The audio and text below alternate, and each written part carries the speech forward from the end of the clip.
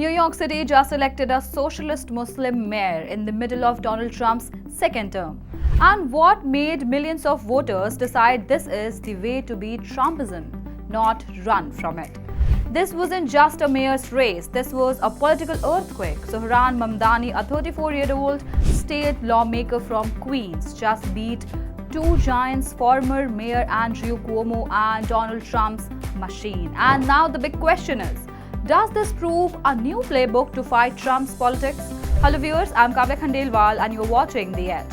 Today we'll break down how Mamdani won, what it means for America and why this could shake up the 2026 midterms. And we'll also talk about 289 days into Donald Trump's term approval rating. Stay with me.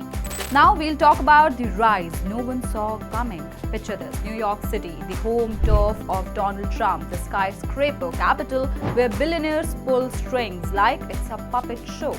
And in walks Zohran Mamdani, son of immigrants, born in Kampala, raised in Queens, talking about free buses, city-run grocery stores and affordable housing.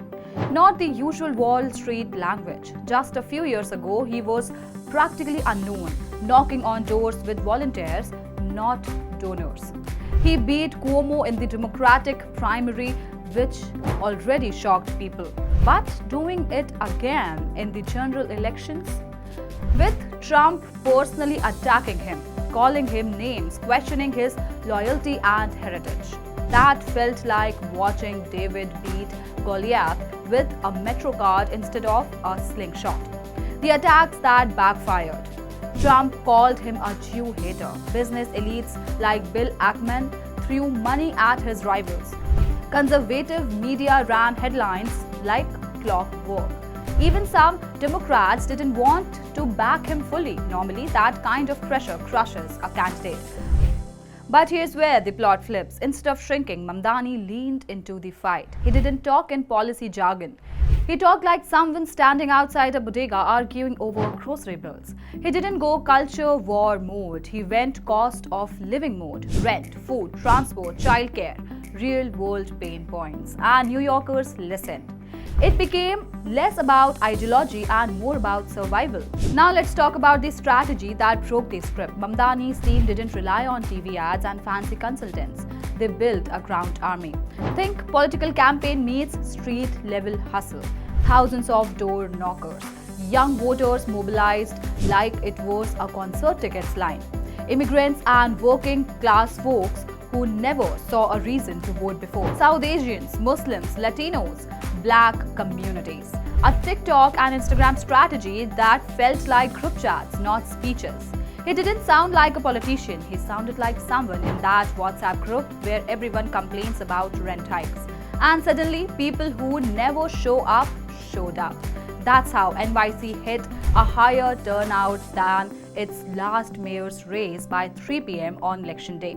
The bigger picture you talk about, this wasn't just NYC. While Mamdani was celebrating in Brooklyn, Democrats won the Virginia and New Jersey governor races. California passed a law to reshape districts against Trump-style gerrymandering. Pennsylvania kept its Supreme Court majority. It wasn't a blue wave, it was a blue warning shot.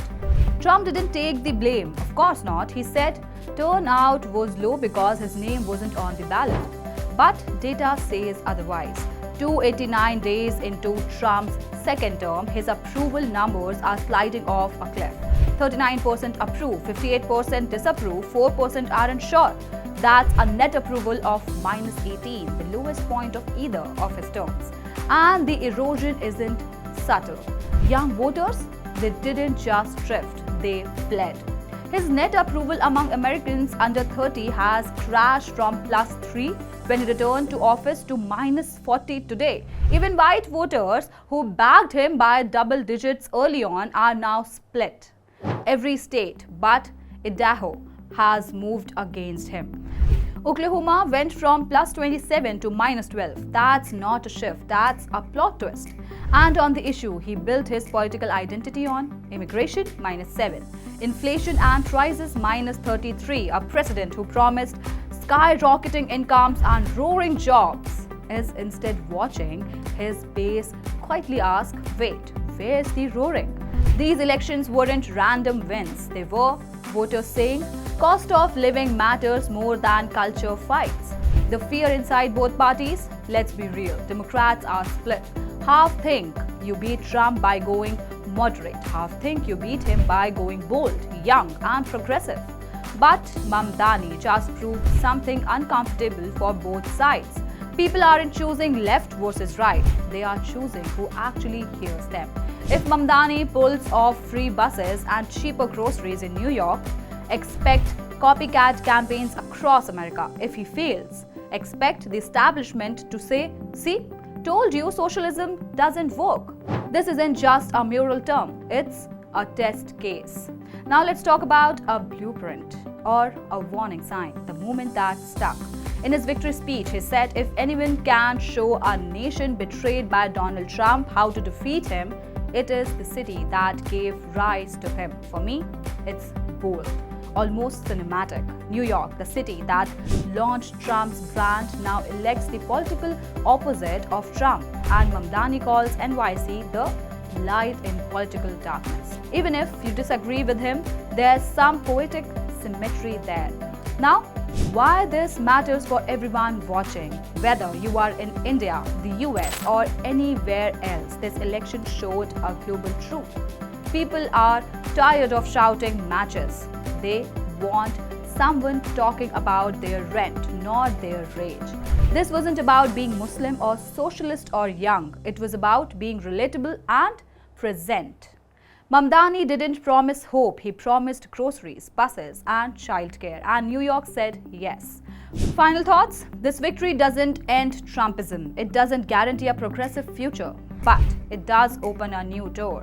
A reminder that in politics, the biggest battles aren't on TV. They are on sidewalks, in crowded flats, in subway cars, in grocery aisles, where people are counting pennies and thinking, there has to be a better way. And now for New York City, that better way now sits in City Hall. Also tell me in the comments, do you think Mamdani's win is one of the start of a shift in American politics? And don't forget to like, share, subscribe and follow The Edge.